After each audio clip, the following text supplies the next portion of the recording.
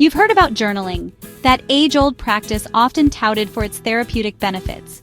And maybe, just maybe, you've even rolled your eyes at the mere suggestion of it. Perhaps you've dismissed it as something cliché or ineffective. I used to think it was just for kids, a pastime relegated to preteens with secret diaries and budding crushes. But then I decided to give it a real shot, to truly commit to the process, and it changed everything. It was a revelation. Journaling isn't about perfect writing. It's not about crafting eloquent prose or flawless sentences. It's about creating a safe and judgment-free space to process your day, to unpack your thoughts and emotions without fear of criticism. It's a place to celebrate wins, no matter how small or insignificant they may seem. And it's also a space to work through frustrations, to untangle complex problems and find clarity amidst chaos. In a noisy world filled with constant distractions and overwhelming stimuli, it's a simple yet powerful way to declutter your mind, to clear out the mental cobwebs and create space for focus and clarity. Ultimately, it's about boosting your overall well-being, fostering a sense of calm, and cultivating a deeper understanding of yourself. So, if you're looking for habits that actually stick, habits that will positively impact your life in a meaningful way, then you're absolutely in the right place. Today, I'll show you exactly how to start journaling, how to make it a sustainable and enjoyable part of your daily routine. We'll explore how to do it right now in a way that's simple, approachable, and completely free of pressure. So grab your pen and paper, and let's dive in. First, forget the pressure. Release yourself from the expectation that there's a right or wrong way to begin. Journaling is a personal journey, and the first step is simply deciding to take it. Don't let the fear of imperfection hold you back from starting. Forget the pressure to pick the perfect journal.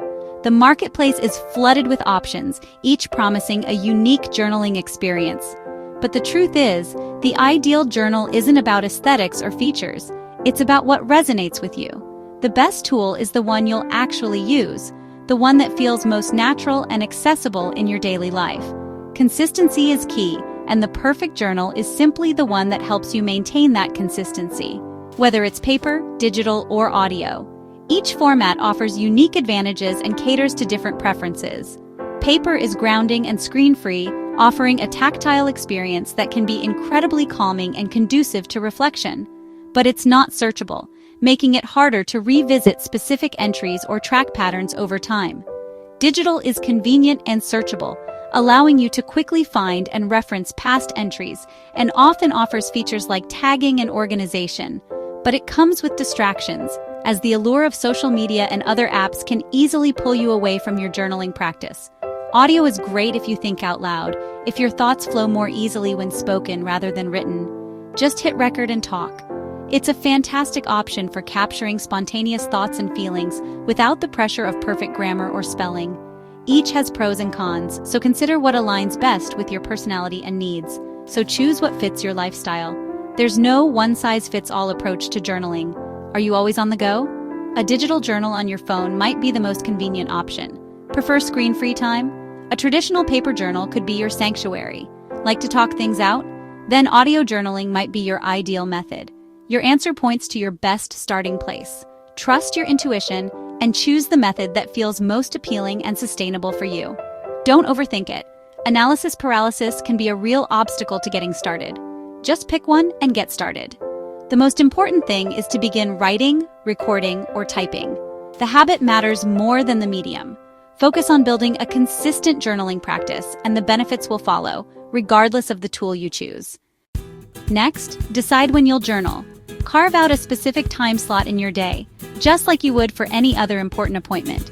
Consistency is key. The more consistently you journal, the more benefits you'll reap. Try to aim for the same time each day to solidify the habit. Morning journaling clears your mind before the day begins. It's a great way to set your intentions, reflect on your dreams, and approach the day with clarity and focus. Evening journaling helps you process and decompress.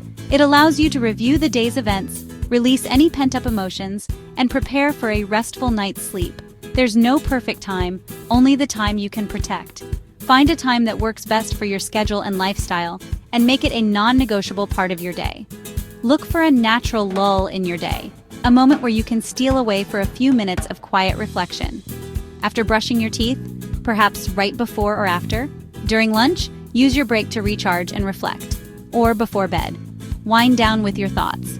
Habit stack. Link journaling to something you already do. For example, journal after your morning coffee or before you check your email. Start small, even 5 minutes counts. Don't feel like you need to write for hours. The goal is to show up regularly, even if it's just for a few minutes each day. Not to write a novel. Focus on capturing your thoughts and feelings, not on crafting perfect prose. Consistency builds insight. The more you journal, the more you'll learn about yourself and your patterns. Find your anchor and stick with it. Identify a specific trigger or cue that will remind you to journal each day. That's how journaling becomes a real habit, a natural and integrated part of your daily life. Staring at a blank page? You're not alone. The easiest fix prompts. Prompts are simple questions that get your thoughts flowing. Try, what am I looking forward to today? Or what's weighing on my mind? Go deeper. When did I feel most alive this week? Or what's a belief that might be limiting me? Keep a list of prompts handy for when you're stuck. Don't judge what comes out, just write. Prompts turn resistance into momentum.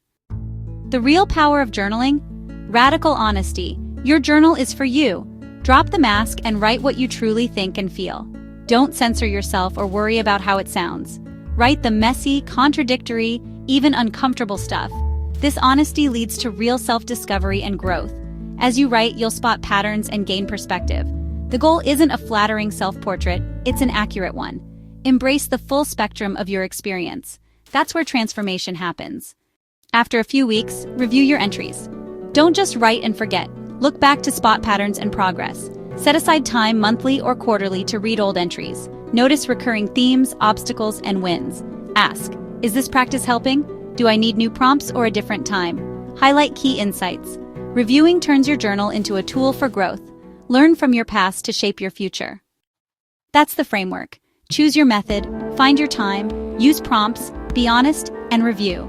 The hardest part is starting, so do it today. Grab any paper or open your notes app. Take 5 minutes and try a prompt. No pressure, just experiment. You might be surprised by what you discover. If this helped, like and subscribe for more simple habits. What's your biggest journaling challenge? Let me know in the comments.